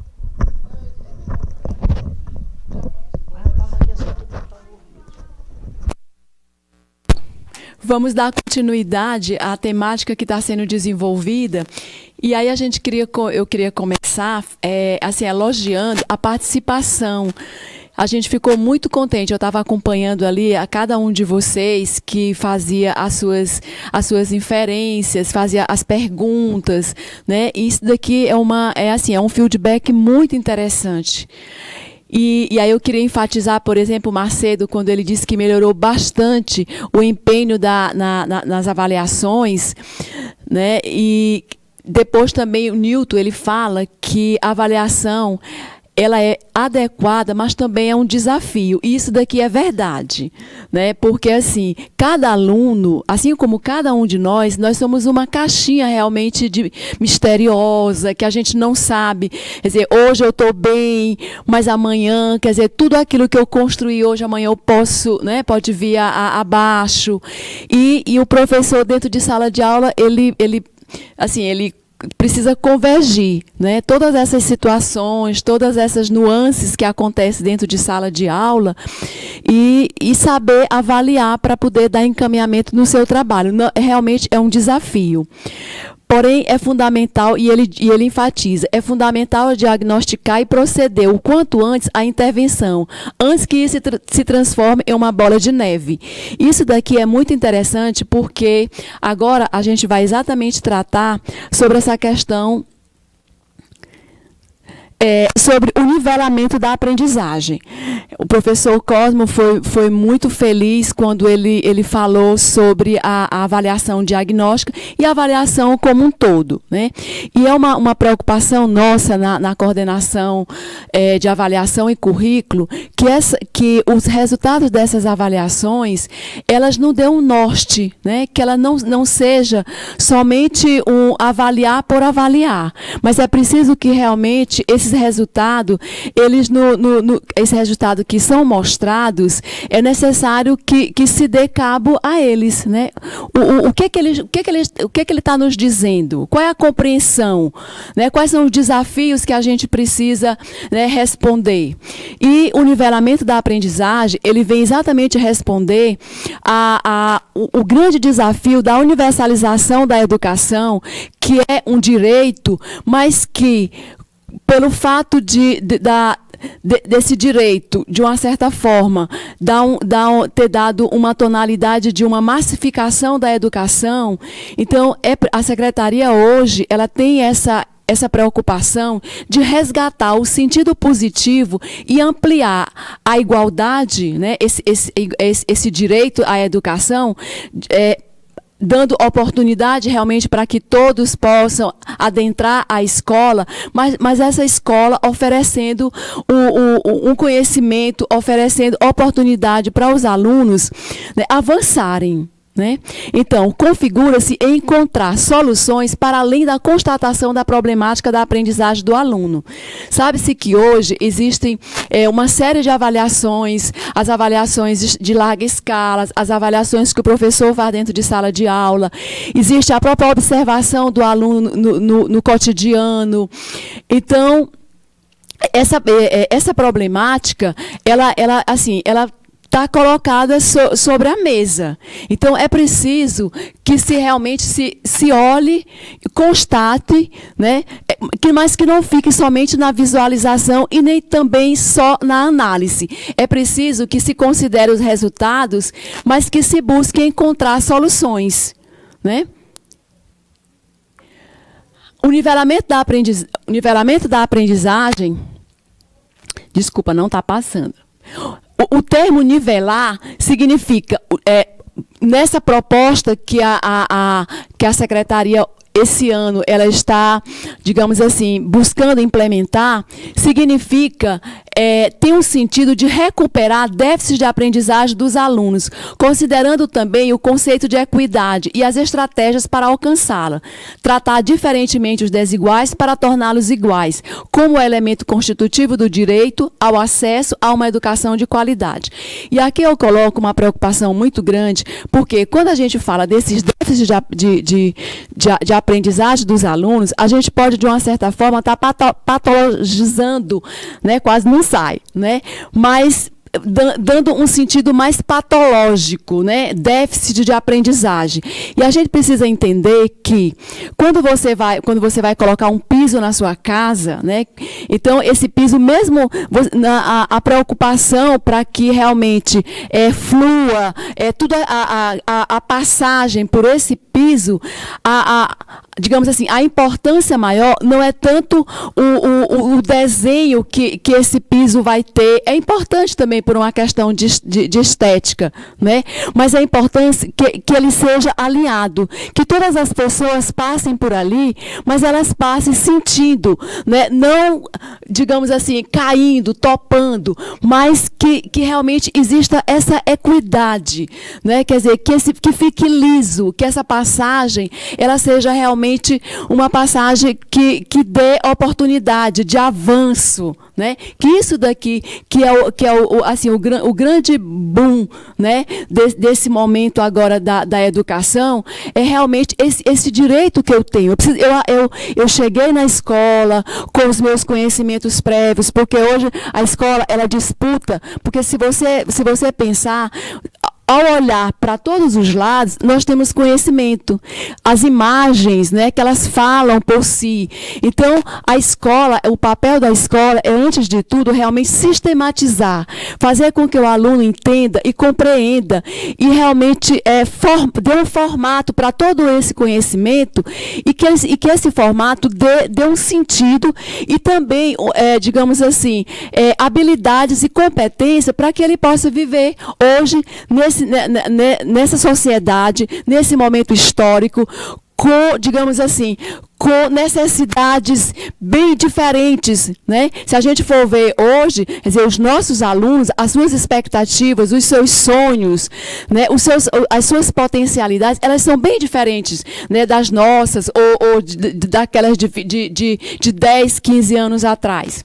Então, utilizando como parâmetro as avaliações diagnósticas, tanto da escola como de rede, as escolas são convidadas a implementar ações de nivelamento de aprendizado que possibilite, na medida do possível e das formas mais competentes, desenvolver uma pedagogia diferenciada para os seus alunos. Aqui está perguntando como seria essa recuperação. Essa avaliação diagnóstica é aplicada apenas para português e matemática? Ora, esse momento nosso, quando a gente fala dessa questão do nivelamento, a gente fala nesse nivelamento como um todo, né? Esse aluno que entra na escola e que ele precisa avançar, né? Ele precisa sair daquele conhecimento espontâneo que ele traz, né? E para direcionar esse conhecimento dele digamos assim, para o nível mais científico, né? Para o nível mais acadêmico. Então, a recuperação, a gente vai já falar que seria de acordo com os necessárias para que o aluno seja competente, não somente em relação àquele conteúdo que está sendo transmitido, mas para a sua aplicabilidade, para que ele crie, para que ele atualize, porque é importante que toda a cultura elaborada, é interessante que ela seja transmitida para as novas gerações, mas não para que essa cultura, ela se torne algo, digamos, mas ela precisa ser atualizada, né? Aí é onde entra essa criatividade do aluno, essa atualização dele. Português e matemática são importantíssimos? São, porque a partir dessa leitura, não só uma leitura de decifrar, né, as letras, de decifrar o texto, mas essa compreensão que o aluno precisa ter do conhecimento que está sendo transmitido para ele, e também da lógica, né, que a matemática ela nos dá essa capacidade da gente dar uma lógica, né? Da gente olhar, compreender e ver qual é a lógica que aquilo ali tem, qual é a relação, o que a gente pode associar, o que a gente pode relacionar a partir desses conhecimentos. Delmaí Guedes, já estamos preparando nossas avaliações diagnósticas. Muito bem, parabéns. Portanto, avaliação, né? Retomando esse conceito de avaliação que eu achei muito interessante para que a gente possa entender qual é realmente o fundamento do nivelamento da aprendizagem, é que Hoffman diz: avaliar é dinamizar oportunidades de ação-reflexão no acompanhamento permanente do professor, para que ele possa propiciar o aluno em seu processo de aprendizagem, reflexão do mundo, formando seres críticos, libertários e participativos na construção de verdades formuladas e reformuladas. Portanto, qual é o sentido de se pensar no nivelamento, de se pensar em realmente garantir essa garantia do direito de aprendizagem do aluno? Como é que a gente consegue dar essa garantia? Procurando fazer com que essa nossa escola, cada vez mais, ela busque a sua eficácia. E o que significa uma escola eficaz? Ela é aquela escola significa que consegue agregar conhecimento ao aluno, ou seja, ela recebe o aluno em um ponto de aprendizagem e consegue fazê-lo avançar. Uma escola eficaz é aquela que consegue modificar favoravelmente a realidade acadêmica dos seus alunos, fazendo com que eles aprendam mais do que o esperado, especialmente quando estes são originários de um contexto socioeconômico desfavorecido. Então, é fazer esse aluno avançar. Aquilo que eu falei anteriormente, fazê-lo avançar desse conhecimento espontâneo, esse conhecimento que Paulo Freire chamava de conhecimento ingênuo, para um conhecimento científico. Portanto, essa eficácia, ela garante, né, pelo menos ela se movimenta, ela se aproxima para uma qualidade, né, leva a escola a essa busca de uma qualidade, que para Frigoto significa aquela que consegue promover a aprendizagem de seus alunos, aliando práticas que viabilizem o ensino afetivo a pessoas com anseios, história de vidas e realidades distintas entre si. Numa sala de aula, nós temos um universo de muitas histórias de vida. Então, compreendemos a partir das reflexões de Libânio que o desafio para melhorar a aprendizagem na escola requer do gestor e da sua equipe muita organização, criação de rotinas, divisão de tarefas e responsabilidade. Isso daqui digamos assim, hoje é uma função muito importante da escola, exatamente nessa organização.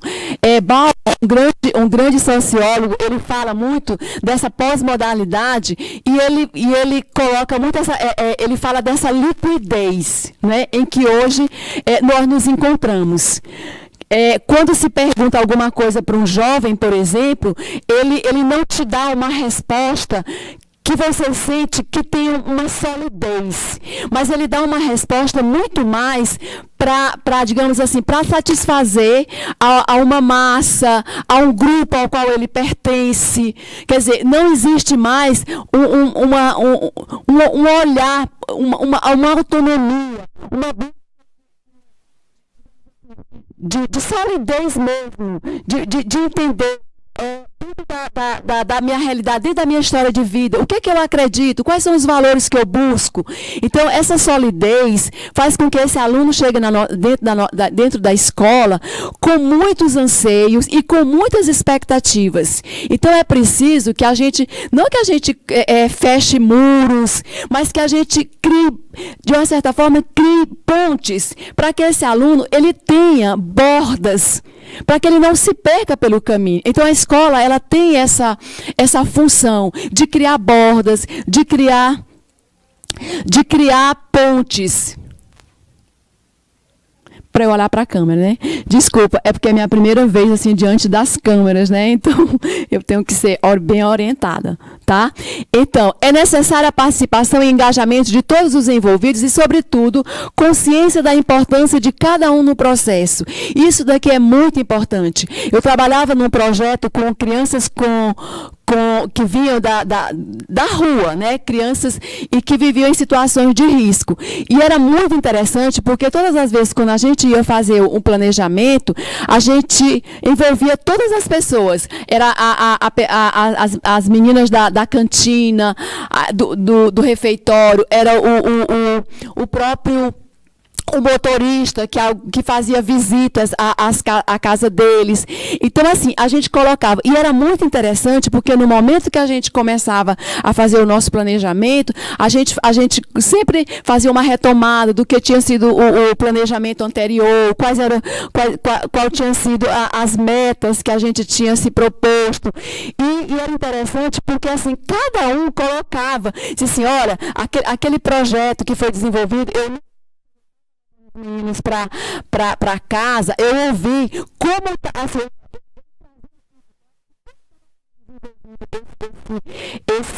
esse projeto não só dentro da escola, né, daquele local, mas também como que eles estavam levando para a sua vida, né, como estava sendo aplicado na sua vida. Também quando eles estavam no momento lá da cantina, né, a zeladora também trazia esses feedback, né, como o comportamento deles estava sendo transformado, né, como eles estavam se tornando, na linguagem deles, mais educados. Então, essa eficácia escolar, né, essa busca por essa... Obrigada. Essa busca por essa eficácia escolar que tá nos levando, né, a uma proposta, a uma sugestão, porque sabemos que todas as escolas, principalmente as escolas tempo integral, elas já existem, as suas orientações em relação ao nivelamento, né? Digamos assim, ao seu fazer pedagógico. Porém, a gente está nesse momento agora, porque a gente está falando não só para as escolas de tempo integral, mas também para todas as modalidades, para todos os níveis, né?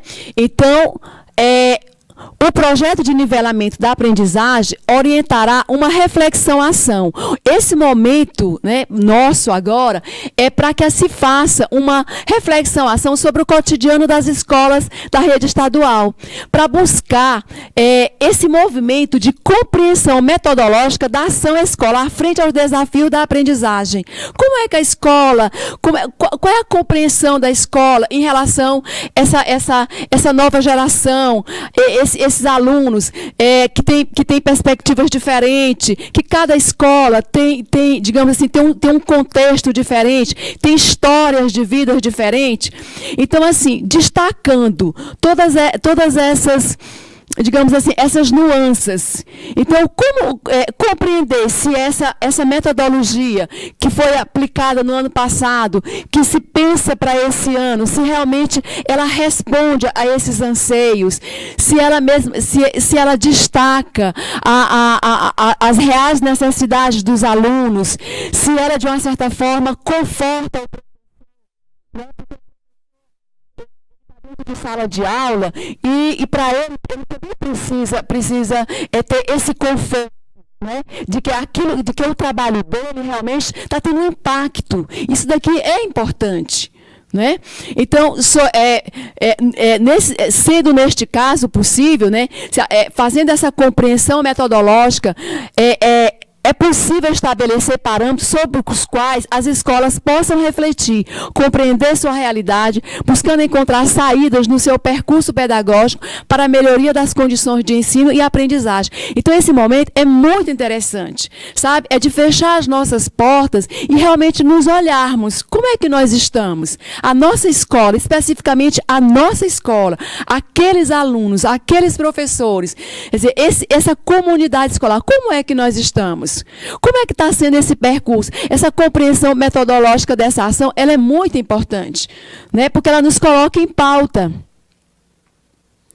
Então, eu vou trazer para vocês aqui, estou trazendo para vocês esse quadro do Sammons, que ele coloca 11 fatores que digamos assim, que caracteriza essa escola, né, que determina ou que ajuda, né, fatores para que essas escolas elas possam ser consideradas eficazes. E um deles é essa questão da liderança profissional.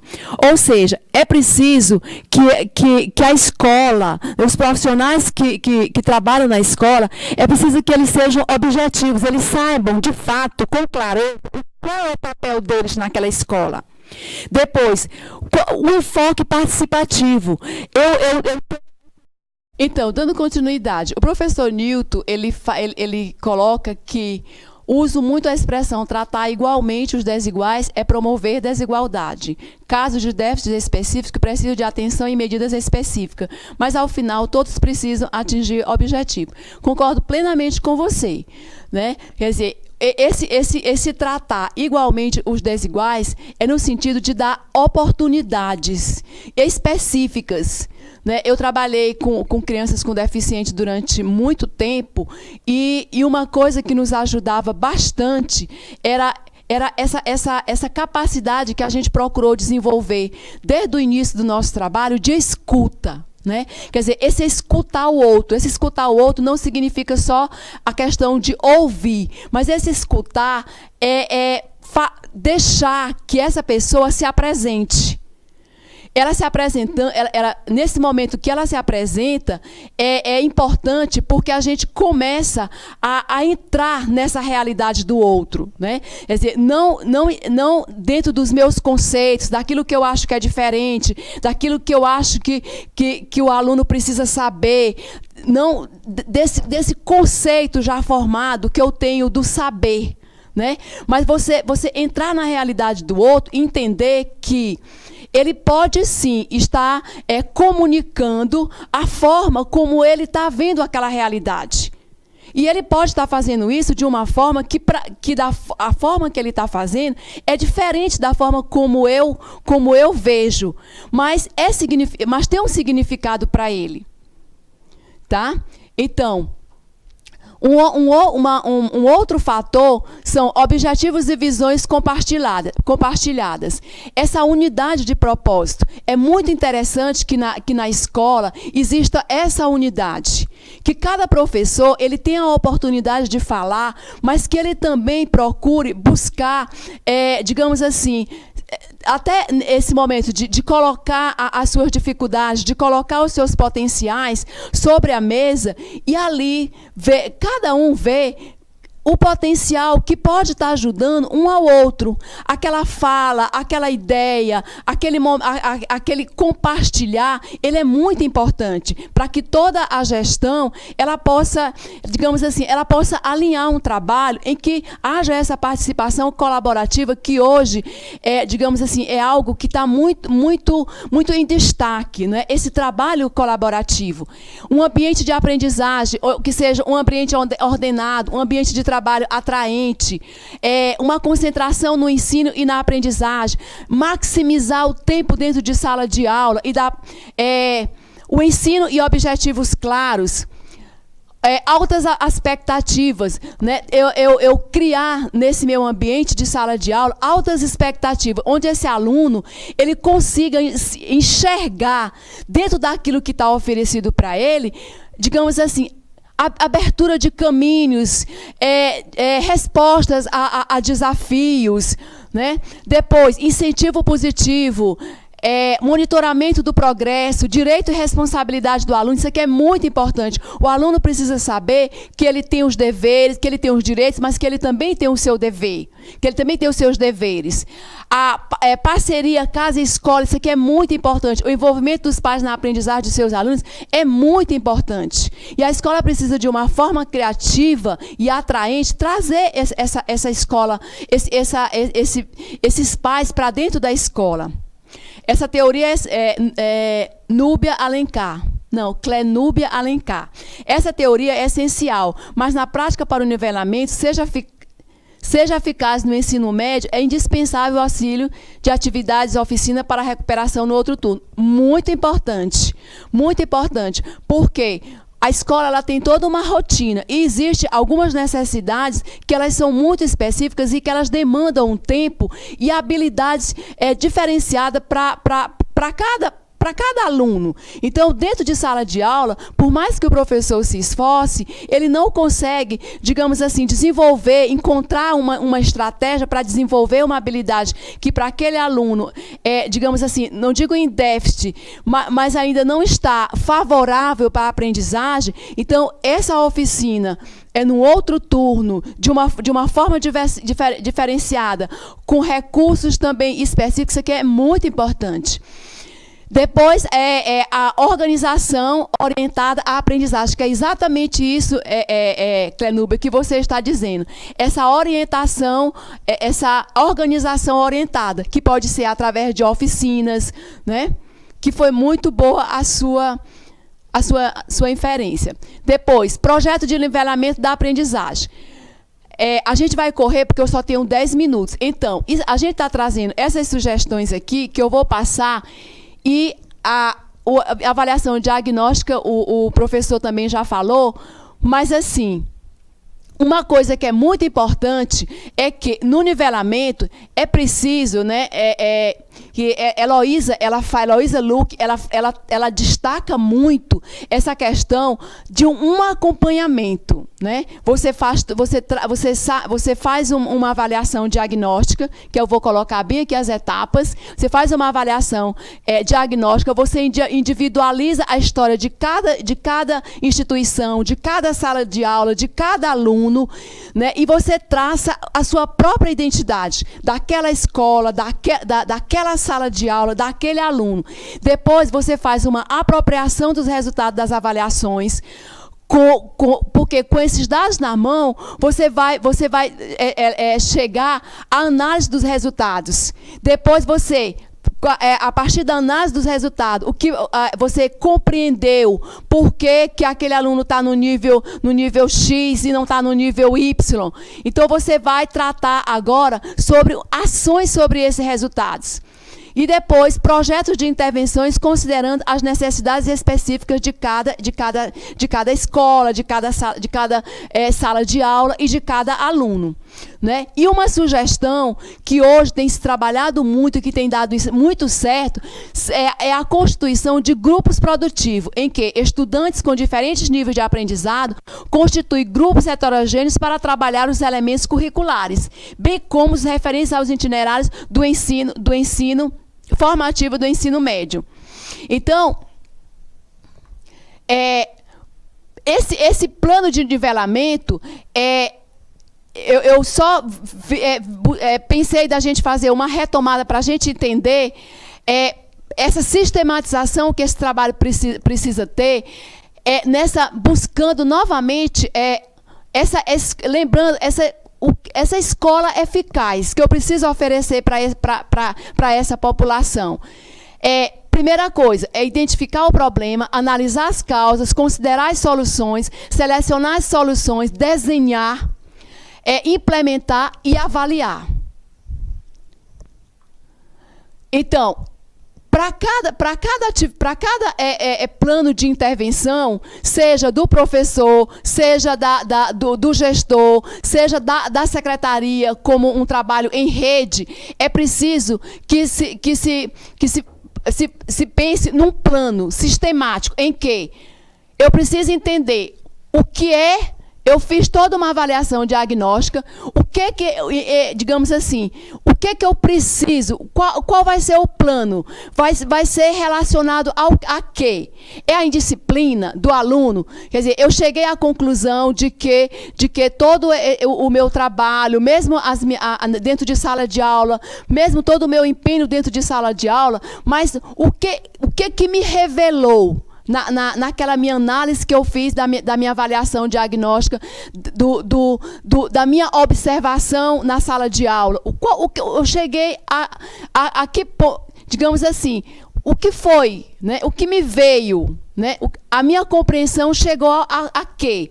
Então, por que eu, a partir digamos assim, desse fator que foi mensurado, que foi avaliado, que foi analisado, qual é o objetivo que eu preciso traçar para que realmente eu recupere, eu aproxime daquilo que, digamos assim, a escola ela percebe como favorável para o aluno dar cabo à sua vida, né? A sua vida acadêmica, a sua vida pessoal, a sua vida como cidadão. E como é que eu vou detalhar essa ação? Como é que eu vou organizar? Como é que eu vou estruturar? Como é que eu vou desenhar essa minha ação, né? Então, a síntese desse plano remete à perspectiva de organizarmos um conjunto de ações didático-pedagógicas alicerçadas nos processos de avaliação e monitoramento, dividindo as tarefas entre os atores educacionais. Isso aqui, quando você faz uma estrutura, como você faz um desenho desse, você consegue visualizar e cada um, dentro da escola, dentro dessa comunidade, ela consegue se encontrar. O meu papel é esse, eu vou ser importante. O professor de educação física, no momento que ele está na quadra, como é que ele pode estar ajudando? O porteiro, a pessoa que fica na própria secretaria, quer dizer, cada um vai se encontrar. Quer dizer, essa comunidade inteira que vai se mobilizar para esse momento. Recentemente, fui professor voluntário em salas de 7º e 8º ano e, através de avaliações diagnósticas, percebi que mais da metade dos alunos não fazia projeção do futuro. E quando chegarem ao ensino médio, quer dizer, é aquilo que a gente vem, que eu falei no início, para você, essa realidade que a gente está vivendo hoje da pós-modernidade. Quer dizer, é como se esses nossos alunos, como se esses nossos jovens hoje, eles vivessem dentro de uma sociedade líquida, onde as coisas elas não têm forma. Tá? Quer dizer, elas não se sedimentam. né? Então, como é que eu vou ter uma perspectiva de vida se as coisas, eu não consigo dar um formato, eu não consigo dar um desenho. É como se as coisas elas escorregassem das minhas mãos. Tá? Então, para eu, de uma certa forma, eu ser bem quisto, né, pelos meus colegas, pelo meu grupo, pelo meu gueto, então eu vou, digamos assim, dar a resposta que estão esperando de mim, né? Então, essa autonomia, essa construção digamos assim, de um plano para a sua vida, que a escola hoje ela precisa mediar, né? Ajudar esse aluno nessa solidez, tá? E aqui a gente está colocando esse modelo é uma ficha que é uma síntese para que assim faça, digamos assim, esse acompanhamento, essa avaliação dos impactos que todo o trabalho de nivelamento do professor, de toda essa recuperação que se faz dos conteúdos ou, digamos assim, das habilidades que precisam ser desenvolvidas para que o aluno seja capaz de mobilizar esse conteúdo que foi transmitido para ele, para situações do seu dia a dia, para que ele possa generalizar para toda e qualquer situação que apareça na vida dele. Então, é interessante que se faça esse acompanhamento. E aí a gente está colocando esse modelo de ficha para que a gente realmente possa ter um trabalho, ao chegar ao final do ano, a gente saiba realmente o trabalho nosso valeu a pena, a gente ter um feedback do nosso trabalho. Então, avaliação diagnóstica, como é que ela está sendo, né? A minha escola, ela está sendo fortalecida, ela está ainda em desenvolvimento ou ela é ausente?